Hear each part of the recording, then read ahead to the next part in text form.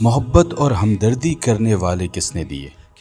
ہاں، تمہارے ماں اور باپ، تمہارے بڑے اور بزرگ تم سے محبت کرتے ہیں، تمہیں آرام پہنچاتے ہیں، لیکن یہ ماں باپ کس نے دیے؟ ان بڑے اور بزرگوں کو کس نے پیدا کیا؟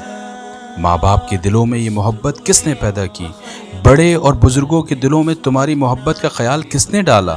تمہارے دوست اور ساتھی تمہارا خیال کرتے ہیں، تمہاری تکلیفوں میں کام آتے ہیں، تمہاری مصیبتوں میں ہمدردی کرتے ہیں، لیکن دوست اور ساتھی کس نے پیدا کیے؟ دوستوں اور ساتھیوں کے دلوں میں محبت اور ہمدردی کا خیال کس نے پیدا کیا؟ ذرا سوچو اور غور کرو۔ محبت کرنے والا باپ کس نے دیا؟ پیار کرنے والی ماں کس نے دی؟ بڑے اور بزرگوں کو ہمدرد کس نے بنایا؟ ہمدردی کرنے والے دوست کہاں سے آئے؟ تم کہو گے یہ سب اللہ کی رحمت ہے۔ جس طرح دنیا میں اس نے اور بہت سی نعمتیں دی، اسی طرح ان نعمتوں سے بھی اللہ نے ہم کو مالا مال کیا۔ ان باتوں پر غور کرو، تم خود ہی پکار اٹھو گے، اللہ کے سوا کوئی نہیں، اللہ کے سوا کوئی نہیں، اللہ کے سوا کوئی نہیں۔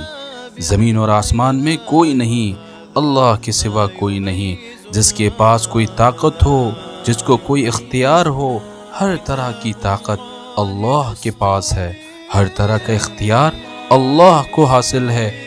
اس کی طاقت میں کوئی شریک نہیں، اس کے اختیار میں کسی کو دخل نہیں، وہ جس کو چاہے جس طرح رکھے، کسی کو کوئی بس نہیں۔ جس کے پاس جو طاقت ہے اسی کی دی ہوئی، جس کو جو اختیار ہے اسی کا عطا کیا ہوا، جو جس کے کام آتا ہے اسی کے حکم سے، جو جس کی مدد کرتا ہے اسی کی مرضی سے، جو جس کو دیتا ہے اسی کے دلانے سے، جو جس سے چھینتا ہے اسی کے حکم اور مرضی سے۔ محبت اور ہمدردی وہی سکھلاتا ہے۔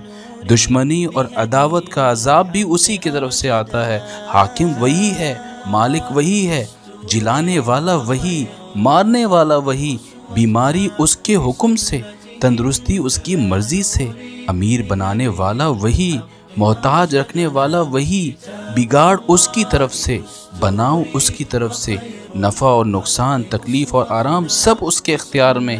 جس طرح تم اللہ کے بندے، اللہ کے غلام، اللہ کے پیدا کیے ہوئے اور ہر بات میں اللہ کے محتاج ہو، اسی طرح دنیا میں، آسمان میں، جو کوئی جہاں کہیں بھی ہے، اللہ کا بندہ، اللہ کا غلام اور اللہ کا محتاج ہے۔